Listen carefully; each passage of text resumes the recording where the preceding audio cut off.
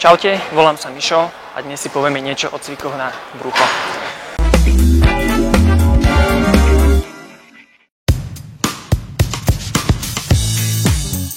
Počítače, potom počítače, neskôr auto, sem tam nejaké kreslo a zase počítače. To, čo naše telo zažíva v práci, často nie je zrovna ideálne. No a potom je jasné, že máme krivé chrbtice a chrbát nás bolí. Toto je už žiaľ bežným javom. Fitness centrum však nie je len o veľkých svaloch, ale aj o zdravých telách. Práve pre takéto bežné situácie začíname s novým formátom. Fit Tip vám vždy prinesie kvalifikovaný tréner a povie vám, ako si poradiť napríklad s boľavým chrbtom, stuhnutou šijou alebo so zlým držaním tela. Toto je Mišo Ostrochovský, pracuje ako tréner v Mozolány Fitness v Žiline a jeho sme sa opýtali, čo robiť s boľavým chrbtom.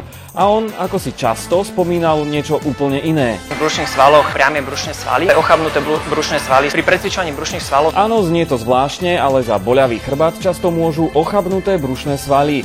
A tak sme Miša poprosili, aby nám ukázal zo pár jednoduchých cvikov, ktoré zvládnem napríklad aj ja, čím myslím, že ich zvládne úplne každý. Oslabené brušné svaly môžu mať za následok bolesti v krížovej časti chrbta. Je to v podstate taký paradox, ale v podstate je to spôsobené tým nesprávnym pohybovým stereotypom.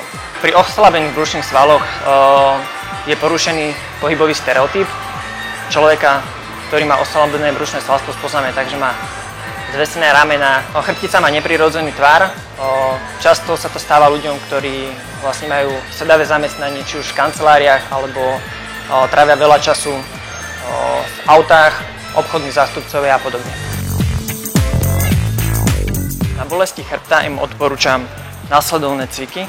Na začiatok si ukážeme cvičenia s feedloptou.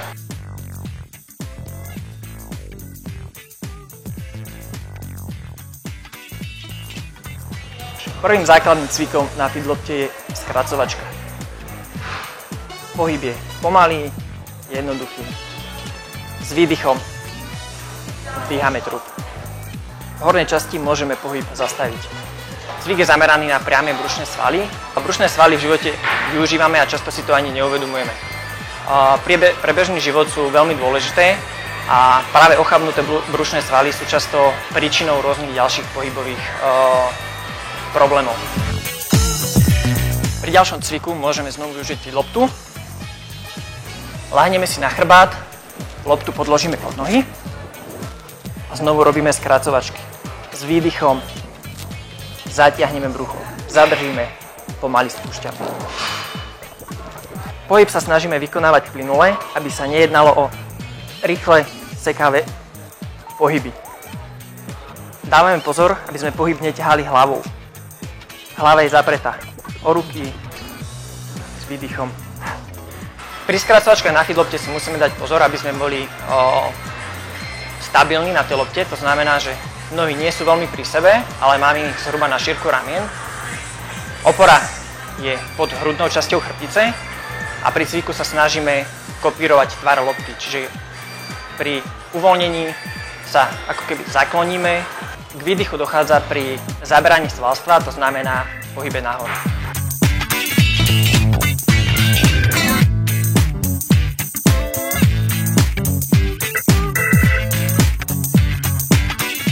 Ďalším cvikom na feedlopte zapájame šikmé brušné svaly. Pohyb je podobný ako v prvom cviku, s tým, že pohyb rotujeme. S výdychom vytlačame na jednu stranu. V podstate východisková poloha je rovnaká. Nohy zhruba na šírku ramien, aby sme boli stabilní. Opora pod hrudnou časťou chrbtice. Pohyb je vedený šikmou nahor.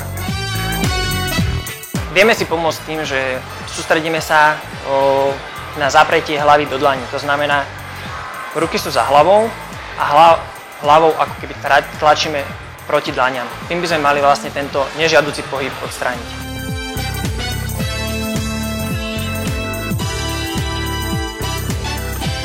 Pri precvičovaní brušných svalov sa tiež odporúča zatiahnuť brušné svalstvo vo tej vrchnej fáze, vlastne pri práci tých svalov. Dá sa to prirovnať k tomu, ako keby vás išiel niekto utrieť pesťou do brucha. A vlastne to je ten reflex, ako keby ste zatiahli brušné svaly. Tieto cviky sú vo fitness centrách často rozšírené. Často vidím návštevníkov fitness centra, ktorí vlastne cvičia tieto cviky, avšak ich technika je zlá. Snažím sa im pomôcť, v podstate vylepšiť túto techniku, aby v podstate cvik bol účinný tak, ako má byť. Práve pre tieto prípady je tu tréner, ktorý vám dokáže pomôcť, správne vás nastaviť a aby ste vykonávali vlastne technicky správne dané cvičenie.